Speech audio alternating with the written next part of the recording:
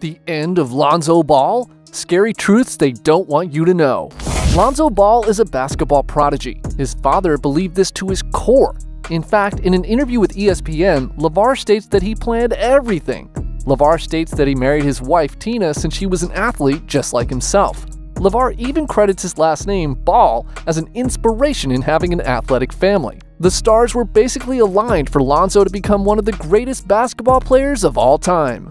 But alas, fate is cruel, and she can be a fickle mistress. While the genetics were there and the work ethic was admirable, Lonzo only had so much control over what happens next. Injury after injury, a body that may have been overworked, and even just poor equipment were signs his career may be coming to its conclusion. While we all like to trash talk on Lavar, sometimes what's happening to Lonzo is heartbreaking for himself, the Chicago Bulls, and whatever team he may play with in the future. Join us as we hypothesize what could have caused Lonzo to be in this situation and the somber reality that we're potentially witnessing the end to Lonzo's career. Overworked since childhood. Lonzo was being trained to play basketball as young as 2. His earliest memories as a child were playing at the local YMCA at the age of 6 in Ontario. That's Ontario, California, not the province of Ontario in Canada for all those Canadian viewers. Lonzo often played against older players and was able to hold his own. This was a sign for Lavar to see the potential in his son's ability to play basketball.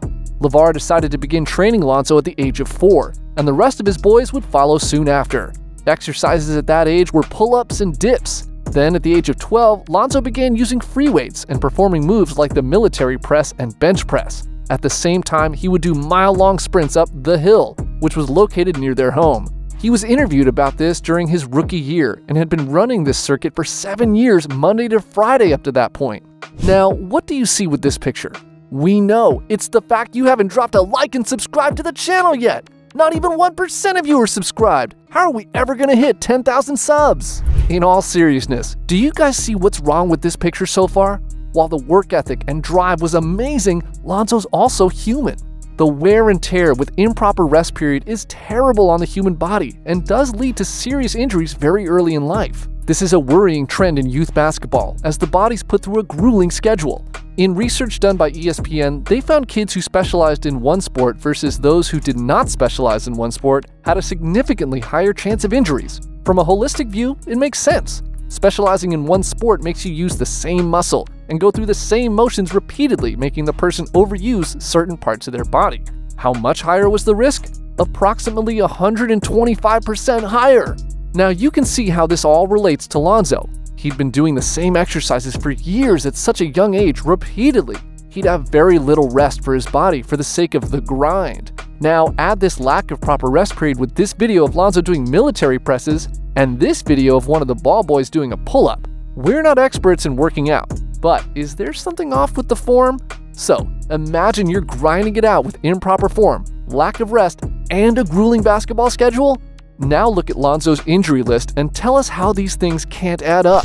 Poor quality shoes. Big Baller Brand, or BBB, was hyped up by Lavar when Lonzo was in college and entered the NBA. The brand focused on clothing, and particularly shoes. Lonzo had his own signature shoe called the ZO2, which launched at a price point of $495. That is insane! We admire the Balls family's confidence in Lonzo and the brand, but this was crazy.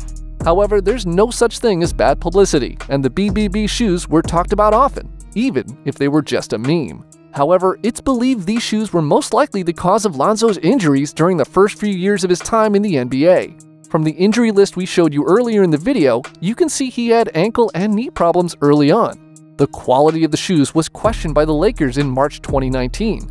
Lonzo stated that he felt comfortable wearing them and wouldn't play in the ZO2 if that wasn't the case. Lonzo pretty much lied to the Lakers' face at that point. What was the problem with the shoes? They were of very poor quality. Lonzo even admitted that the sneakers would rip up every quarter. His manager would have a backpack and carry an extra 4 pairs so he could switch to new ZO2s every quarter if needed. No one knows the real story about them shoes though. It was about them ZO2s I was playing in, they was not ready. They were? Really? No one knows it, but Demo had a backpack and he had extra like 4 pairs of shoes in there because I had to switch them every quarter. Lonzo then admitted in a podcast that when he switched shoes, he magically got good again. However, since they were his signature shoe, he couldn't be seen not wearing them and resorted to using them every chance he got. In 2019, Lonzo finally decided to stop wearing the ZO2, and this might have extended his career, even if just for a little bit. Inconsistency, changing teams, and the start of injuries. Lonzo's time with the Lakers was tumultuous and full of hype. When he was drafted back in 2017, the cameras were on him from day one.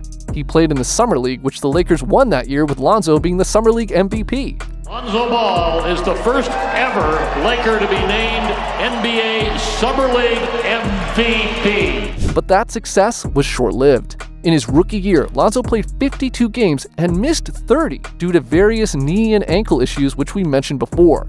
At the end of his rookie campaign in June, he was diagnosed with a torn meniscus in his left knee, which required surgery. After the surgery and the complaints from Lavar about the Lakers trainer doing a poor job of training Lonzo, we saw why he was drafted as the second pick at the start of his sophomore year. The Lakers at the time were a few games above 500 and were ready to make a push for the playoffs despite missing it for the past 5 years. LeBron, after just signing a year contract, Ingram and Lonzo were to become the Lakers' big three. As you can guess, tragedy would strike Lonzo again. In January 2019, the guard would once again injure his ankle in a game against the Houston Rockets. This injury basically ended his season with the Lakers and destroyed the chances the Lakers had of getting into the playoffs. Lonzo's last image as a Laker ended up being him laying on the ground, clutching his ankle with his signature BBB ZO2 shoes on. After the 2019 season ended, Lonzo would be traded to the New Orleans Pelicans, along with a slew of young players for Anthony Davis. Here, Lonzo would be paired up with another hyped-up but injury-prone rookie, Zion Williamson. Together with Brandon Ingram, the Pelicans had a roster with 3 young, talented players that could bring them to the playoffs and possibly the championship in a few years.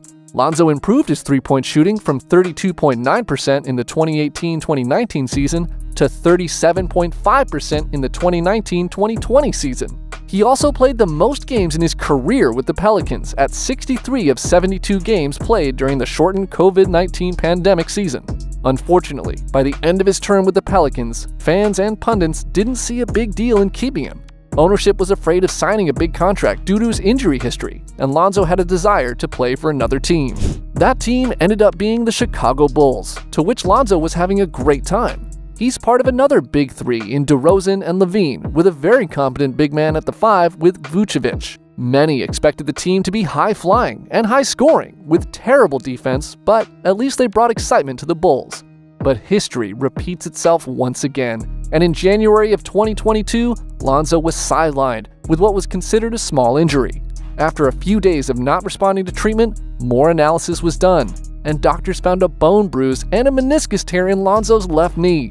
If you don't know, this type of injury would require surgery and would basically sideline you for a couple of months.